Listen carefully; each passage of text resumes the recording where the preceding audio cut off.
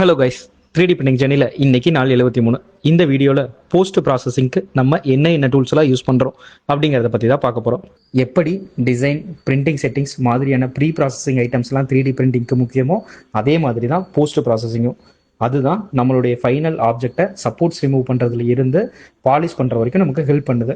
நம்ம போஸ்ட் ப்ராசஸிங்கை கரெக்டாக பண்ணால் தான் நம்மளுடைய 3D பிரிண்டட் ஆப்ஜெக்ட் ஒரு ஃபைனல் ஸ்டேஜை அடையும். இதில் சாண்டிங்கான டூல்ஸை பற்றி தான் இந்த வீடியோவில் பார்க்க போகிறோம். வாங்க கைஸ். சாண்டிங்க்கு ஃபஸ்ட்டு நம்ம மைக்ரான்ஸ் அதிகமாக இருக்குது கிரிட் பேப்பர்ஸை யூஸ் பண்ணுவோம்.